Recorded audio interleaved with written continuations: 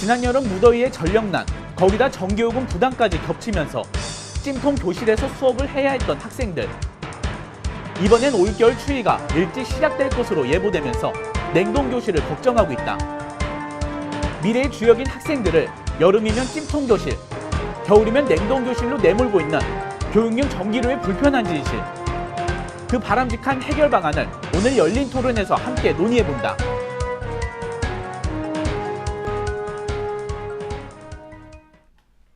시청자 여러분 안녕하십니까? 지역의 주요 현안에 대해서 각계각층의 의견을 들어보는 열린 토론 시간입니다. 10월 초 의왕시에서는 교육용 전기료 인하를 위한 추진운동본부가 발대식을 갖고 활동에 들어갔습니다. 생소한 모임이기도 합니다만 지난 여름 찜통 교실에 이어 올겨울 냉동 교실을 그대로 지켜볼 수 없다는 절박함에서 시작한 운동이라고 합니다. 국가가 정한 전기요금에 어째서 시민단체들이 이렇게 팔벗고 앞장서고 있는 것인지 그 자세한 사정과 해결 방안을 함께 이야기해보는 시간을 갖도록 하겠습니다. 먼저 이야기를 함께 나누실 패널 여러분들을 소개해드리겠습니다. 김명복 의왕자치포럼 회장님 자리였습니다. 예, 반갑습니다. 네, 김미경 갈매중학교 학계폭력 자치위원회 위원장님 자리였습니다. 네, 안녕하세요. 네, 학부모로서의 다양한 이야기를 기대해 봅니다. 김종용 경기도의회 의원님 자리였습니다. 네, 반갑습니다. 김용용 의원입니다. 네, 의왕을 출신 지역구로 가지고 계시니까 또 지역의 정책 대안에 대해서 말씀해 주시기를 기대해 봅니다.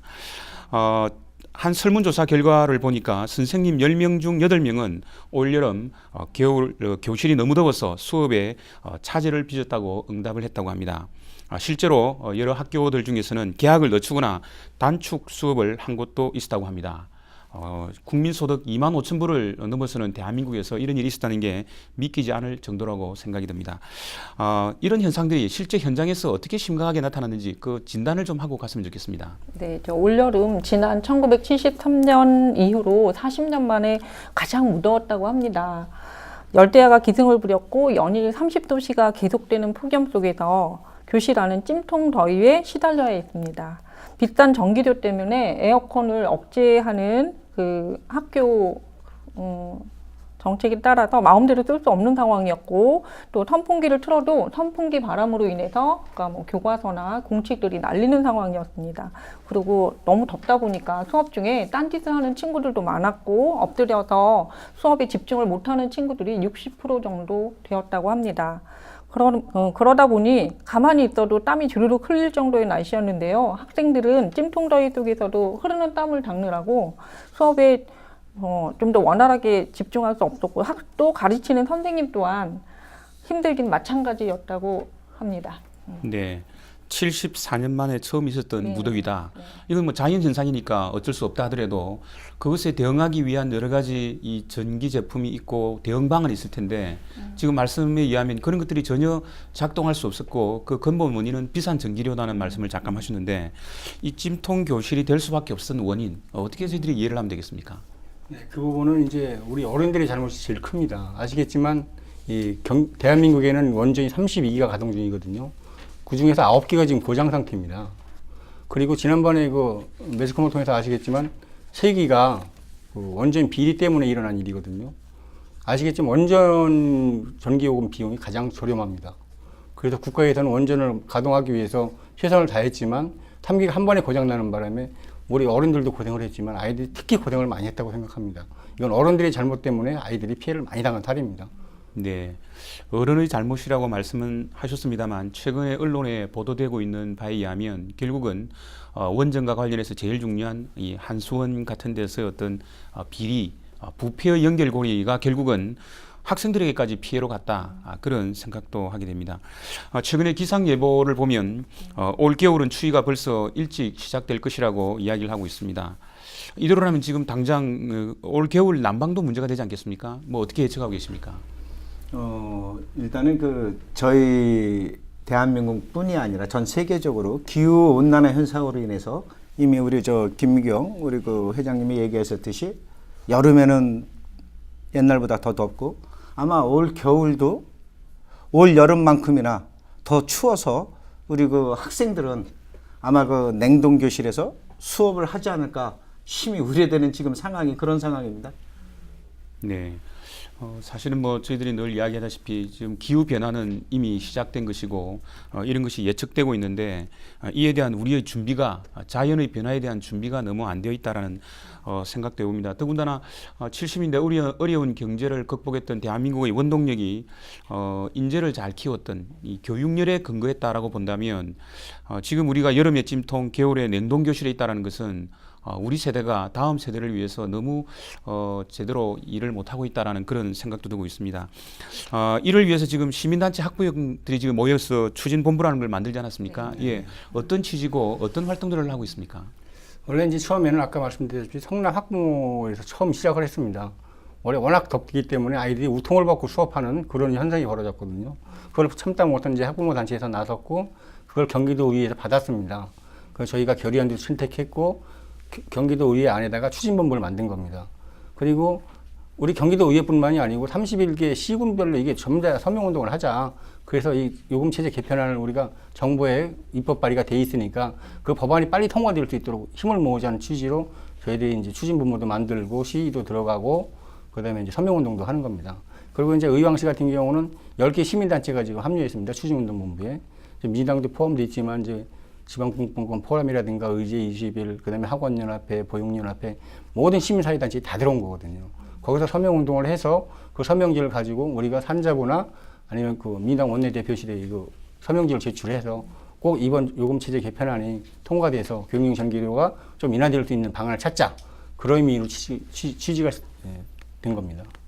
네, 교육용 전기료 인하 추진운동본부는 일단 경기도 의회에서 먼저 만들어졌고 이것이 이제 몇몇 시군 단위에서 동조하는 시민단체들이 여기에 이 나름대로 또 활동을 하는 그렇게 연계된 조직으로 이해를 하면 되겠습니다. 지금 일부 지역에서는 이제 학부모 단체 위주로 하는데 의왕시가 제일 처음으로 이제 시민사회 단체와 같이 하는 겁니다. 네, 같이 연계해서 하는 것으로. 그리고 앞으로 이제 경기도에서도 공동본부를 만들어서 경기도 경신열이라든가 이제 시민사회 단체, 한국교총 이런 교육단체도 다 들어와서 본부를 구성할 예정입니다. 네.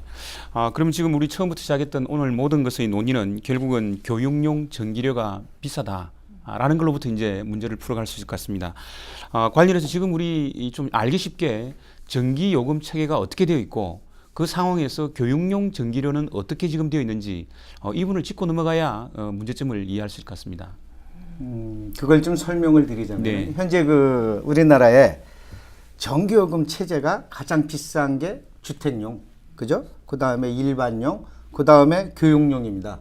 그 다음에 이제 평균보다 좀 저렴하다고 하는 게 산업용, 그리고 농사용, 가로등, 심야전력 뭐 이런 체계로 전기요금이 되어 있는데 실질적으로 교육용으로 사용하는 그 학생들을 위해서 그 교육용으로 사용하는 전기가 차지하는 게 1.7% 전체 사용량에. 근데 그 요금으로 보면은 1.9%니까 뭐 평균치보다는 조금 요금이 교육용이 더 비싸죠. 그 지금 그 교육용 전기료가 학교 운영회비 그 중에서 공공요금 부분 중에서는 전기료가 차지하는 비율이 한 45%. 이러다 보니까 학교에서는 운영비는 적고 공공요금은 많이 나가 그 중에 전기요금이 많이 나가니까 타 학생들한테 교육용으로 사용할 운영비나 이런 부분을 자꾸 줄이고 아니면은 그 올 여름에처럼 에어컨 사용을 자제하라. 전기료가 많이 발생을 하니까 지금 그 실정이 그런 실정이죠. 그 지금 가장 그 우리 시민단체나 학부형들께서 얘기하고자 했던 얘기는 물론 뭐 그 여러 가지 뭐 학교 운영비를 좀 올리라는 방안도 있었고 또 뭐 그 여러 가지 그 서론이 있는데 지금 가장 현실적으로 급한 게 교육용 전기료를 지금 뭐 흔히 말하는 뭐 산업용보다 아니면 그 농업용 수준으로 맞춰주면은 쉽게 얘기해서 킬로와트당 단가를 좀 조정을 해서 그런 수준으로 해준다면은 학교 운영위원회나 아니면은 뭐 그 관계자들이 그 지출되는 운영비에서 지출되는 전기료 부분이 조금 값싸지면은 그게 학교 운영하는데 학생들한테 도움이 되지 않을까 얘기가 그렇게 진행됐습니다. 네, 그 부분 지금 그 잠깐 그 현재 전기료의 유형이 교육용, 주택용, 산업용, 농업용 이렇게 되어 있는데 지금 산업용, 농업용이 가장 싸고 교육용이 거기에 비해서 상대적으로 비싸기 때문에 그 요금을 산업용, 농업용 수준으로 낮추자라는 게 기본적인 지금 추진이라고. 산업용 수준으로 맞춰달라는 거고요. 그것도 있고 예. 더 중요한 건 학생들은 일반적으로 대한민국의 학교들은 아침 9시서부터 오후 4시, 5시까지 수업을 합니다. 네. 그래서 근데 활증이 붙는 거 뭐라 그러죠? 피크제. 정규요금 피크제가 11시부터 오후 5시 정도까지 가니까 교육용은 일반 가정용하고 똑같이 쓴다 그래도 가정용엔 낮에는 전기 사용을 덜 하는데 학교는 학생들 수업을 위해서 그 시간대에는 전기를 사용해야 되는데 그 피크제로 인해서 전기요금 요율이 높아지는 거죠. 교육용이. 네, 그러니까 지금 교육용 전기료가 불합리하다는 것은 지금 지적에 의하면 두 가지인 것 같습니다. 하나는 산업용, 농업용에 비해서 낮지가 않다. 월등히 그러니까 높다. 그러니까 이 상대적인 비교. 그다음 또 하나 우리 현재 요금 체계가 주간에 그러니까 11시부터 5시에 사용하는 것에 대해서 누진 요금 체계를 가지고 있는데 학교의 특성상 그 시간에 활동을 해야 되니까 상대적으로 누진 요율 체계의 적용을 받으니까 거기서 좀 제외를 해달라. 예, 그렇게 일단 요금 체계와 관련해서는 정리가 되는 것 같습니다. 이렇게 지금 앞에 말씀하신 것처럼 이런 요율 체계 때문에 학교의 운영비에서 차지하는 전기 요금이 높기 때문에 학교에서도 스스로 좀 자제를 하고 있다 이렇게 말씀을 하셨는데 전기 요금이 그 정도로 이 학교 운영비에 높은 비중을 차지하고 있습니까? 비중이 어느 정도 차지를 하고 있습니까? 네, 지금 이제 경기도 교육청 예를 들겠습니다. 경기도 교육청 같은 경우 전체 예산이 한 10조 9천억 원 정도 됩니다. 일반 회계별로. 그런데 이제 아시겠지만 95%가 경직성 자금입니다. 인건비라든가 학교 이런 시설비 때 많이 들어가기 때문에 실제적으로 5%밖에 안 되는 적은 예산으로 이 교육용 전기까지 포함한 운영비를 지급해야 되다 보니까 그때 시설 개선 보수비가 들어가거든요. 그러다 보니까 경기도 교육청에서도 이 교육용 전기료에 대해서 많은 부담을 갖고 있는 겁니다. 아시겠지만 2011년도 기준으로 보면 940억 정도 되거든요. 전기요금은 초등학교, 중학교, 고등학교가 경기도 전체 네, 경기도. 31개 시군 전체에서 예. 근데 2012년도에는 그게 1,113억 원입니다. 그럼 20% 이상 증가한 거거든요. 그런 불합리한 점도 있고요.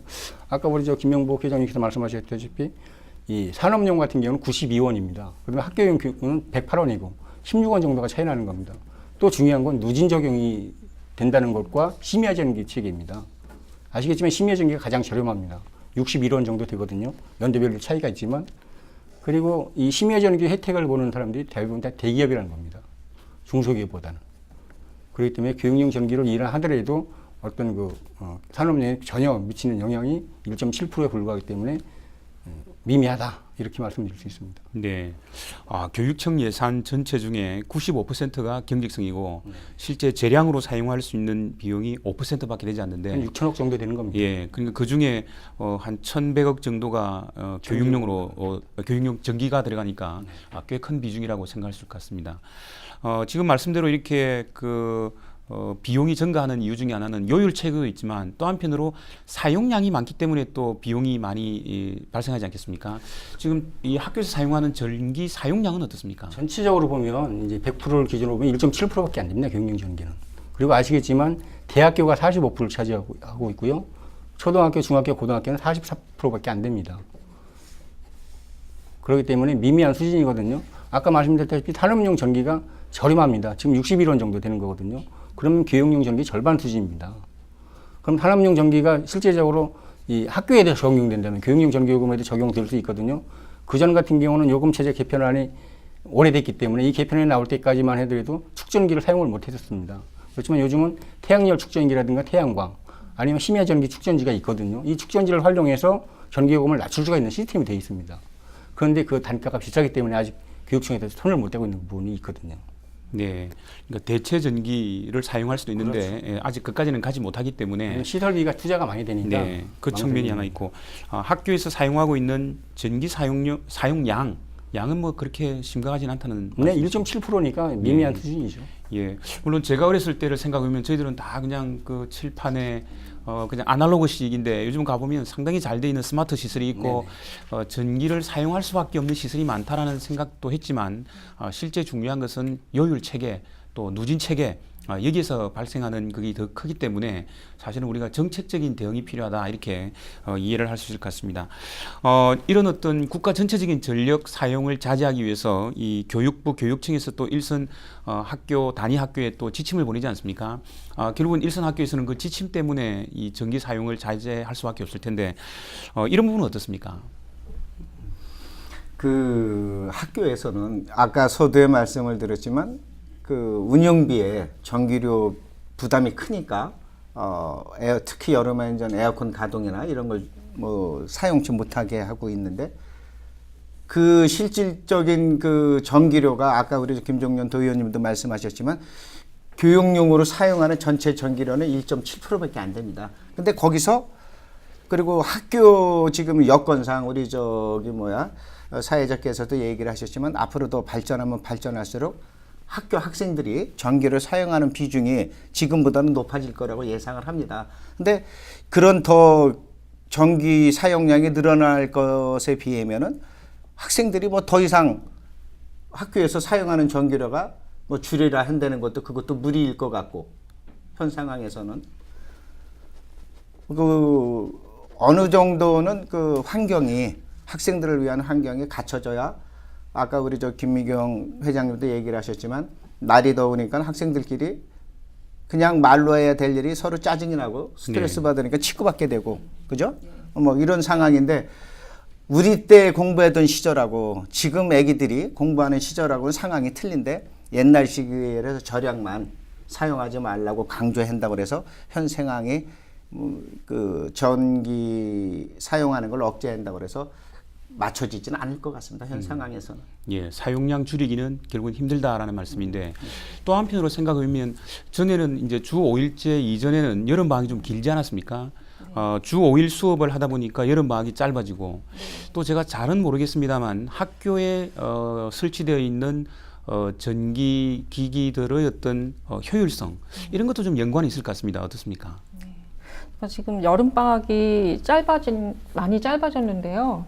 그 여름방학조차도 특별활동을 하고 있기 때문에 그 학생들은 불과 방학이 2주일 정도밖에 되지 않습니다. 그러다 보니까 학교 안에서의 전기료는 더 높이 올라갈 수밖에 없고요. 그다음에 2008년부터 학교에 설치된 그 시스템 에어컨 난방기는 그 학교 보통 저희들이 말할 땐 전기를 먹는 하마라고 얘기합니다. 그러니까 시스템 에어컨 난방기는 여름철 냉방은 냉방만큼 전력이 소모되고요. 기온이 10도 이하로 떨어지면 그 전력 소모량이 2배로 늘어납니다.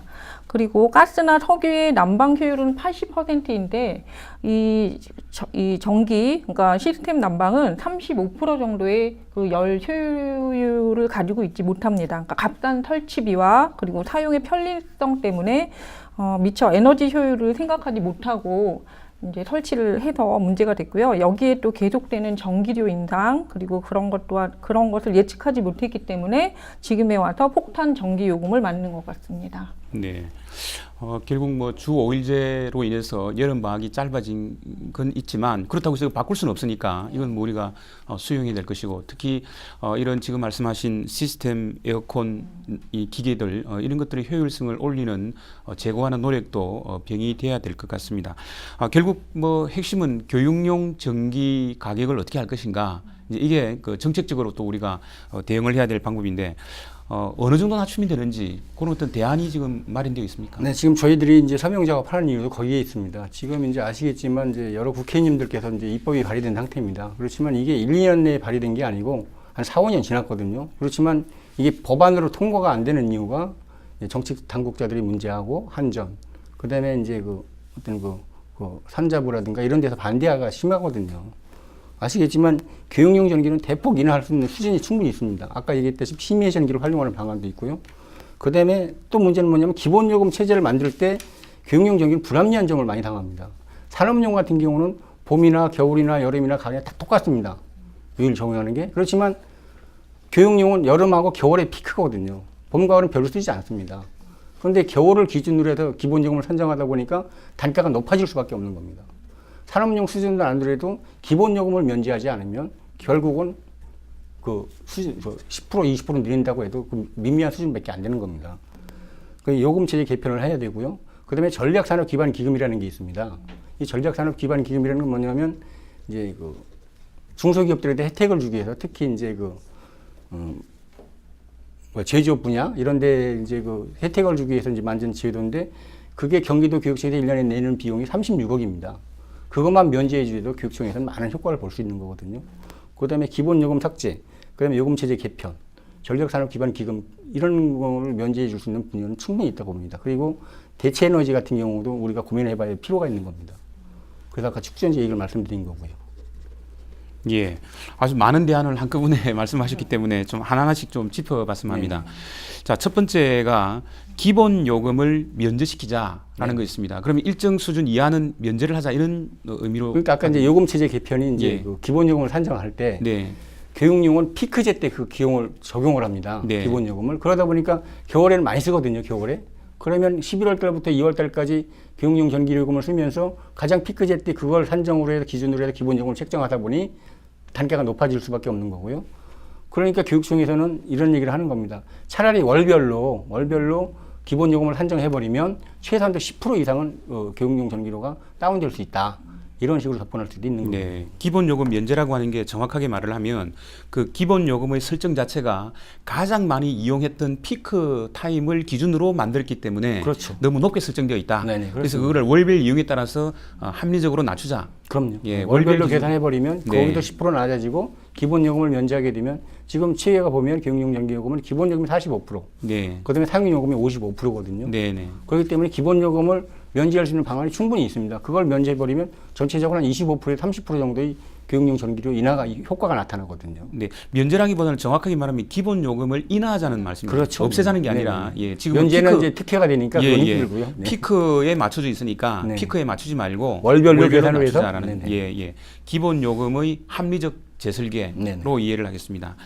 그다음 또 하나 기본 요금을 이 월별로 하시면 기본 요금 산정 기준은 그러면 월별로 이렇게 정하자는 말씀입니다. 그렇죠. 월별로 이제 왜냐하면 그러더라도 기준은 있어야 되지 않겠습니까? 교육용 전기요금 같은 경우는 가장 그 임금 교육 전기료 피크제 때 계산을 해서 가장 피크제를 기준으로 해서 이 기본을 주는데. 예측량을 측정을 해야 되거든요. 네. 한전에서. 그러다 보니까 그걸 적용해서 1년 기본 요금을 산정하는 겁니다. 네. 근데 월별로 기본 요금을 산정해 버리면 그만큼 낮아질 수가 있는 겁니다. 네. 충분히 있는 겁니다. 지금 김정영 의원님이 얘기하신 부분은 이제 월별로 네.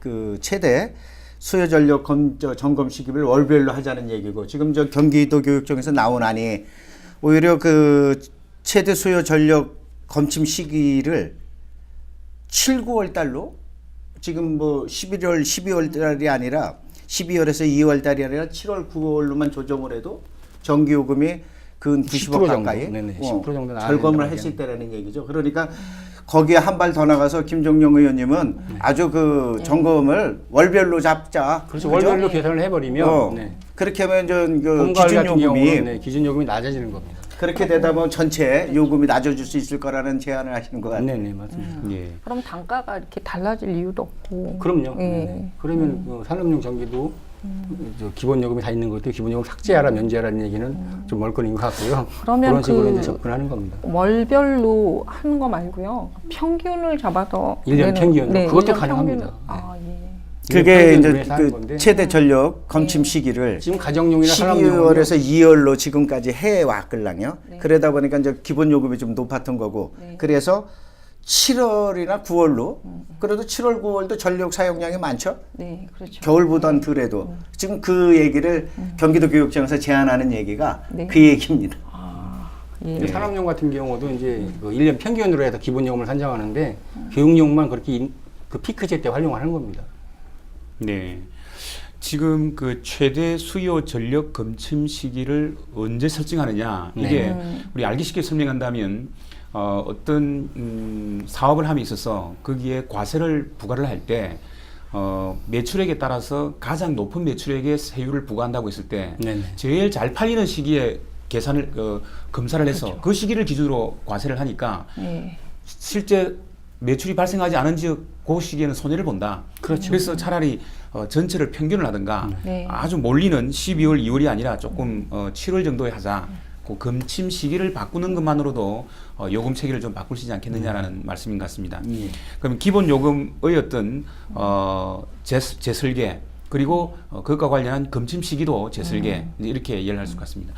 한편으로 지금 우리 사회에 지금 언론에 많이 나오는 이야기는 전력 요금이 너무 싸기 때문에 전기를 너무 낭비하고 있다. 그래서 한편으로 많은 또 여론 지지층에서는 요금을 인상하자는 이야기도 나오지 않습니까? 네. 예, 그런 부분에 대해서는 이 교육용 전기료와 관련해서 어떻게 우리가 이해를 하면 되겠습니까? 글쎄 그런 부분이 참 매우 그렇습니다. OECD 국가 중에서 그 대한민국이 전기요금이 싼 편입니다. 네. 그렇지만 아시겠지만 이제 이 요금 체제 개편을 할 때 산업용 위주로 개편체가 이루어졌거든요. 아시겠지만 산업용 전기요금은 이 50대 대기업이 모든 혜택을 다 가져가는 겁니다. 한전에서 1년에 그 5조 원 정도를 손해보는 보고 있는 거거든요. 심여전기 때문에. 근데 그 혜택은 중소기업이나 가정이나 학교 교육용 전기요금은 전혀 상관없이 50대 대기업에서 2조 원의 순수익을 생길 수 있는 그런 요금 체계가 되어 있는 겁니다.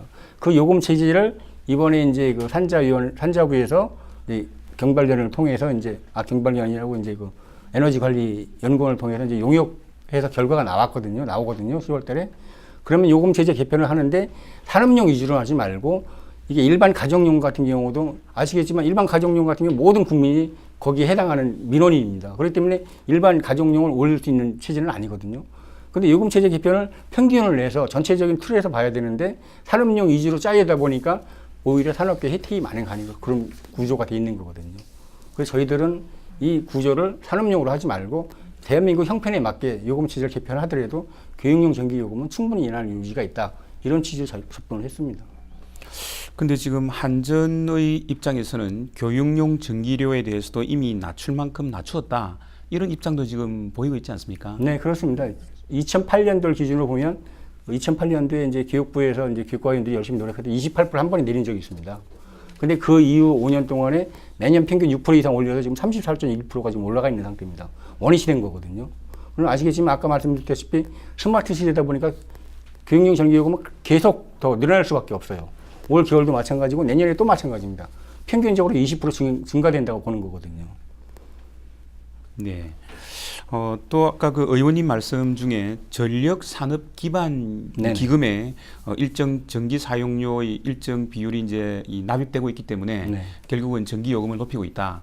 이것을 면제시키자라는 주장도 하지 않았습니까? 네, 이제 지금 제조업 분야 중소기업만 혜택을 보고 있거든요. 근데 교육용도 공공성이지 않습니까? 중소기업인 경우는 현재 면제를 받고 있습니까? 네네. 네. 중소기업 중에서도 이제 그 제조업 분야만 이제 혜택을 받는 건데 교육용 전기도 어차피 공공성이고 아이들이 그 쾌적 건강에도 공부할 수 있는 시설을 만들자고 하는 거거든요.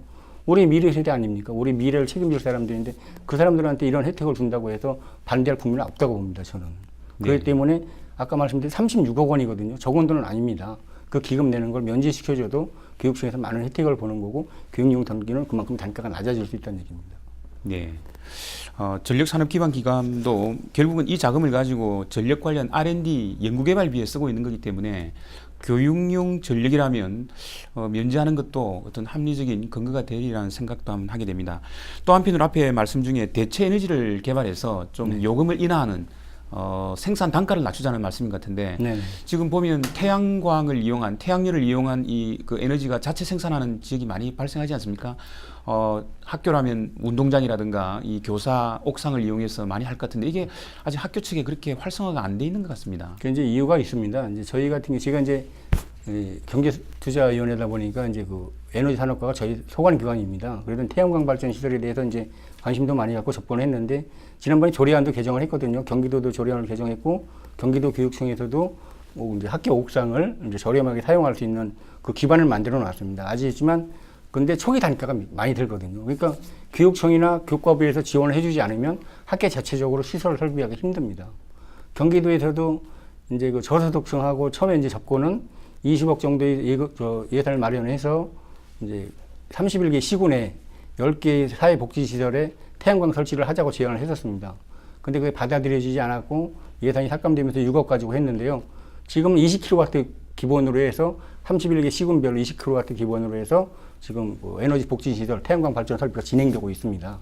그렇기 때문에 앞으로는 대체전으로 해서 이런 식으로 발전할 수 있고요.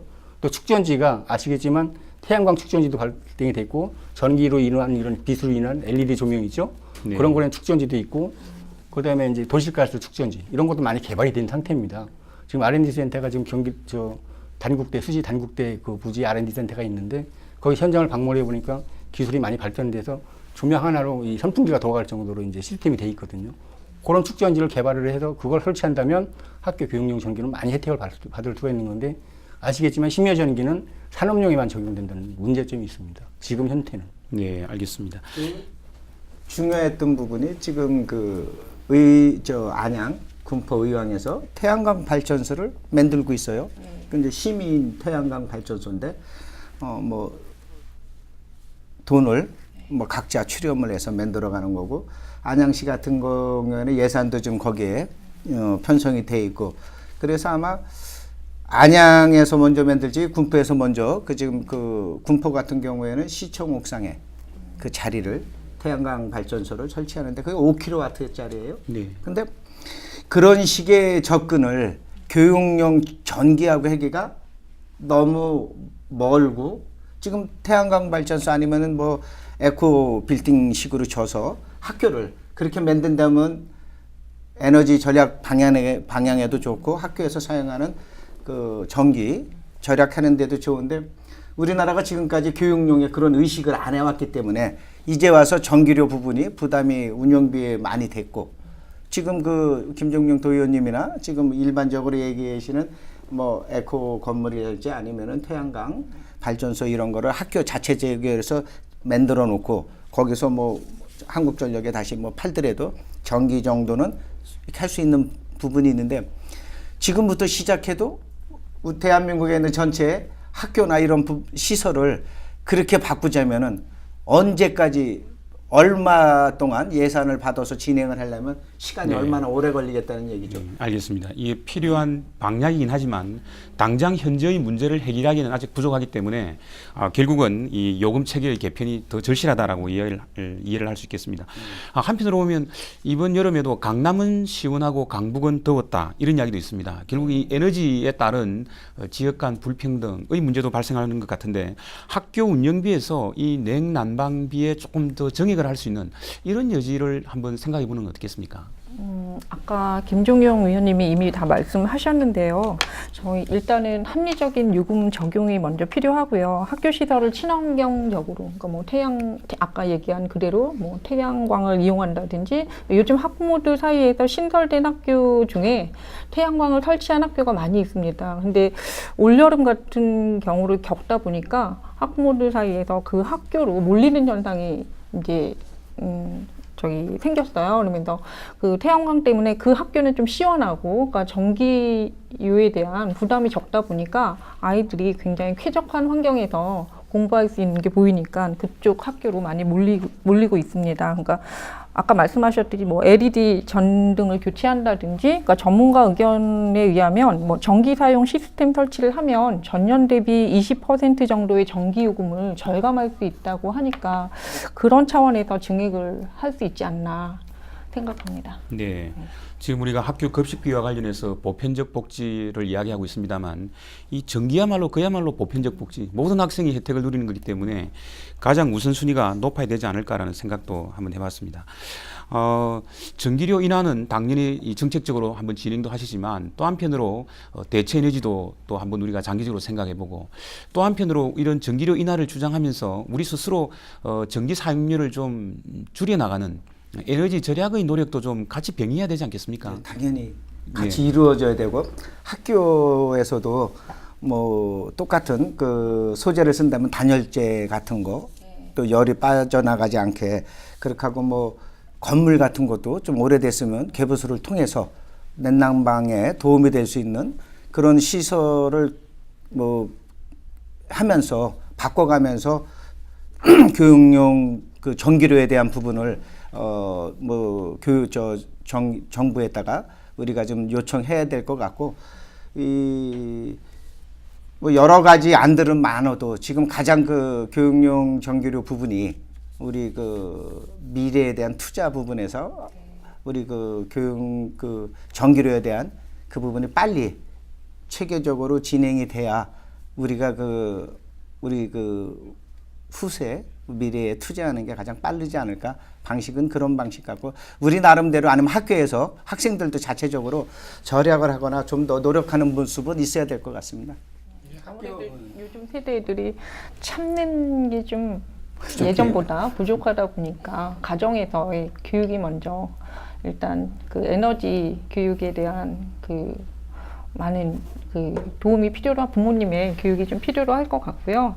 또 그렇게 하겠지만 그게 이제 어느 정도는 한계가 있으니까 일단 찜통 교실, 그다음에 냉동 그 교실을 탈피할 수 있는 어떤 방안은 일단 그 저희 어른들이 해결해 줘야 될 부분인 것 같습니다. 지금 이제 학교 운영비가 잠깐 얘기가 거론됐는데 학교 운영비는 연초에 이제 학생 수별로 해서 지급이 됩니다. 강남하고 강북하고 차이가 나는 거는 명확한 게 이제 학교 건물 시설의 차이거든요. 아까 우리 김명복 회장님이 말씀하셨다시피 학교가 강북 지역은 오래된 학교가 많습니다. 그러니까 건설이 옛날에 됐으니까 그만큼 효율이 떨어지는 거거든요. 보온성도 떨어지고 여러 가지 이제 부족한 점이 많고요. 강남 같은 경우 신설학교다 보니까 신설학교 같은 게 아무래도 그런 그 건축 제도가 많이 바뀌었으니까 그런 혜택이 많이 들어가는 거고 지난번에 교육청 저희가 결산감을 하면서 느낀 점은 뭐냐면 제가 성남교육청을 갔었습니다. 거기서 느끼는 게 뭐냐면 운영비가 이 판교 그다음에 그 저기 어디지 여기 판교 지역하고 그다음에 이제 분당 지역하고 그다음에 구도심하고 차이가 많이 났습니다. 그리고 왜 차이가 나느냐 물어봤더니 그런 얘기를 하더라고요. 교육청에서 변명을 했지만 제가 볼 때는 학교 민원인들에 의해서 결정이 되는 거거든요. 운영비 지급 실태가. 무슨 뜻이냐면 학부모들이 강남이나 이 저 분당 같은 경우는 여러 가지 대들거든요. 교육청에다 항의도 하고 민원도 제기하고 하다 보니까 운영비 면에서 혜택이 되는 거고 시설비라든가 이런 이 구도심 같은 경우 그런 게 좀 적으니까 상대적으로 그래서 강제적으로 다 맞춰라. 50대 50으로 맞춰라. 그렇게 한번 얘기한 적도 있습니다. 그러니까 학교 운영비는 연초에 지급되는 거고 앞으로 올 겨울에 이제 그 냉방 교실 때문에 아마 문제가 심각해질 겁니다. 네. 왜냐하면 그 이미 소진될 대로 소진돼 있거든요. 네. 그럼 교장 선생님이 운영비를 갖고 있는 게 한계가 있습니다. 그래서 교육부나 경기도 교육청에서 운영비를 지원해주지 않으면 문제가 더 심각해진다고 보는 겁니다. 네. 지금 우리가 그 현황에 대한 문제점들은 많이 지적했고 우리 시청자분들께서도 무엇이 문제인가는 이해를 했을 것 같습니다. 또 다양한 대안에 대해서도 이야기가 많이 나왔습니다. 이제 문제는 이런 여러 가지 대안들을 어떻게 차분하게 풀어나갈 것인가, 실제 이제 달성을 해야 될 텐데. 지금 각자 자리들이 다 다르지 않습니까? 시민단체 회장님도 계시고 학부모로서의 지위도 있으시고 또 의원으로서 경기도 의원으로서의 지위도 계신데 지금 각자의 입장에서 이 문제를 풀어가기 위해서 향후 어떤 노력을 할 것인가 각자의 입장에서 이 문제를 풀기 위한 노력의 이야기를 해주시면 우리 시청자들 분께서 뭐 거기에 또 호응도 할 수 있을 것 같고 뭐 지지도 할 것 같습니다. 향후 각자의 입장에서 이 문제를 풀어가는 어떤 전략이나 방안에 대해서 좀 한번 말씀을 듣고 넘어가겠습니다. 제가 먼저 할까요? 예. 먼저 할까요? 네. 저희 이제 경기도에서는 이제 아까 서두에 말씀드렸듯이 추진위원회가 구성됐습니다. 그리고 이제 어제부터 이제 국회 앞에서 저희들이 이제 1인 시위, 릴레이 시위를 하거든요. 그러니까 어제는 발대식이니까 저희도 갔고 오늘도 저희가 이제 7시 40분부터 9시 반까지 2시간 정도로 이제 그 릴레이 시위를 했습니다. 이게 11월 4일까지 계속될 겁니다. 그리고 경기도 전역에서는 지금 서명운동 작업이 벌어지고 있거든요. 저희가 원래 10만 서명운동이라고 했는데 저희 의왕시 나름대로 2만 명 서명을 하겠다고 제가 제안을 했습니다. 그래서 이제 의원들한테 박수도 받았는데 지금 추진되고 있고 15,000명 정도 서명을 받았거든요. 그 서명지를 가지고 저희들이 국회의원들한테 전달을 할 겁니다. 그래서 이런 경기도 도민이 그다음에 학부모 단체가 시민 사회단체가 연합해서 이런 서명운동을 받았으니 이 법안을 만드는 위원님들도 참고를 하시고 또 한전에서도 물론 여러 가지 어려운 점이 있다는 거 압니다. 아까 우리 사회자께서도 말씀하셨다시피 OECD 국가에 비해서 우리가 저렴하니까 그렇지만 교육용 전기는 아시겠지만 교육은 우리 미래 세대를 위한 어떤 그 새로운 투자라고 생각합니다. 공공성이 담보되는 형태거든요. 그렇기 때문에 교육용 전기는 반드시 인하되는 거고 앞으로 냉동교실이나 이 찜통교실은 더 이상 우리가 사회 문제가 되지 않도록 정책적으로 배려를 해야 되지 않겠느냐. 우리 아이들을 냉방교실에서 꼭 지켜내도록 노력할 겁니다. 네, 우리 도의회 차원에서는 역시 정치적으로 이 문제를 풀기 위해서 전기요금을 결정하는 게 국회이기 때문에 네. 국회 앞에서 1인 시위도 하시고 국회의 압력을 넣기 위한 노력을 하고 계신 것 같습니다. 네, 서명 작업도 그래서 하는 겁니다. 네네. 예, 또 예. 그 우리 김종영 도의원님하고 생각이 좀 비슷한데 아까도 제가 그런 말씀을 드렸지만 그 한전에서 지금 뭐 전기료 인상 부분에 대해서 지금 핸들링을 하고 있는 것 같습니다. 지금 할 얘기가 지금 교육에 대한 부분이 우리나라가 뭐 무상급식도 기죠 학생들한테 해주고 또 뭐 지금 아직은 시행은 안 됐지만 고등학교까지도 뭐 무상교육 하려고 하는 그런 시기인데 우리 미래에 대한 투자고 교육용 전기료가 전체 사용하는 게 1.7%밖에는 되질 않는 이런 상황에서 이번 그 한전에서 전기료 인상 조정을 할 때 그 우리 미래에 대한 투자 부분을 좀 생각을 하셔서 교육용 전기료 부분을 뭐 무상급식, 무상교육만큼은 원하지는 않더라도 학교 운영에 그리고 우리의 자라나는 미래를 위해서 우리 학생들이 좀 더 쾌적한 환경에서 배울 수 있고 공부할 수 있게 조정을 좀 해줬으면 하는 바람입니다. 네, 지금 의왕 자치 포럼이시니까 지금 이런 이야기들을 좀 공론화시키고 예. 또 도의회에서 이런 문제를 제기할 때 같이 좀 협력도 하시고 더군다나 각 일선 시군 그 일선 학교에서 이런 일들이 이제 의사결정을 하게 되니까 거기에도 좀 참여를 해서 계속 이 문제를 공론화시키는 노력을 하시는 것 같습니다. 같이 네. 하고 있습니다. 네. 저희 학부모 입장에서는 아무래도 정책적인 부분은 이제 이제 국회에서도 이제 도의원님께서도 하시고 또 시민단체에서도 이제 많이 노력하고 이제 저희 이제 학부모 입장에서는 아이들이 일단 전 에너지에 대한 에너지가 지금 저희 자원이 많이 없잖아요. 그렇다 보니까 그 에너지 교육이 좀 필요한 것 같아요. 환경 교육에 대한 지금 지구 온난화 문제라든지 그런 부분에 있어서 전기를 물론 부족하고 전기료 인상 때문에 지금 찜통 교실, 그다음 냉동 교실이 되고 있는데 그 못지않게 아이들도 거기에 협조하는 차원에서 에너지를 낭비하지 않는 차원에서 그러니까 문을 다 열어놓고 뭐 에어컨을 킨다든지 뭐 이런 부분들이 상당히 많거든요. 그러니까 에너지 절약을 많이 실천화할 수 있도록 학부모 입장에서는 많이 노력하겠습니다. 네, 사실 그 부모 입장에서는 학생들이 쾌적한 환경에서 공부를 하는 게 필요하지만 또 앞으로 그런 말씀도 하셨습니다. 너무 학생들이 나약하지 않는가. 적절한 감내할 수 있는 수준의 범위에서 우리가 에너지를 절약하기 위한 그런 운동에도 학부모이기 때문에 부모 입장에서 좀 그런 운동도 필요할 거라는 생각도 해봤습니다. 지금 교육용 전기료 인하 필요성에 대해서 긴 시간 함께 나눠봤습니다. 아마 지금 시청하시는 분들 중에는 한전의 직원도 있으실 거고 바로 남의 문제가 아니라 우리의 문제일 거라고 생각합니다. 이번 기회에 마무리 발언을 하시면서 우리 모두가 이 문제를 어떻게 풀어갈 것인지 향후 방향 또 부탁 겸해서 마무리 말씀 조금씩 부탁을 드리겠습니다. 네, 제가 먼저 하겠습니다. 지금 이제 경기도의회에서 아까 말씀드렸다시피 이런 운동을 하는 이유는 이 교육도 하나의 그 권리거든요. 우리 학생들은 쾌적한 환경에서 교육받을 권리가 있습니다. 그렇지만 지금까지 우리 어른들의 실수로 어른들의 잘못으로 인해서 찜통 교실을 경험했거든요. 내년부터라도 아니 올 겨울부터라도 더 이상 이런 고통은 없어야 된다고 봅니다. 우리 아이들은 우리 미래입니다. 우리 거울입니다. 우리가 그 아이들을 보호하지 않으면 누가 보호하겠습니까?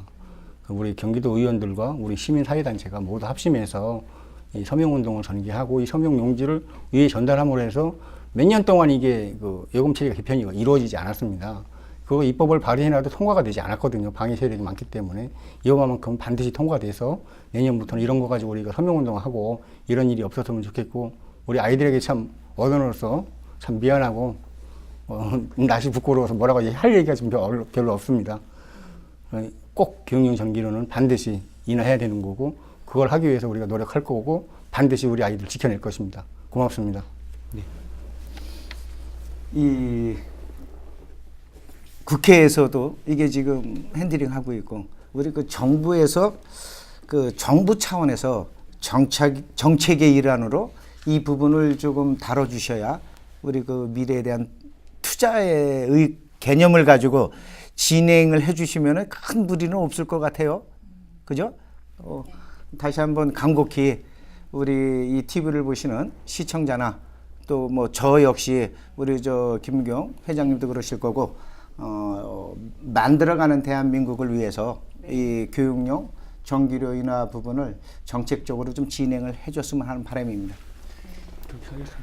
저 역시도 같은 바람이고요.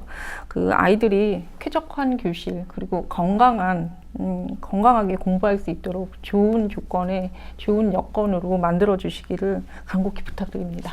네. 이 교육에 관해서는 학생의 입장에서는 권리고 부모 입장에서는 교육을 제대로 해야 될 의무이기도 합니다.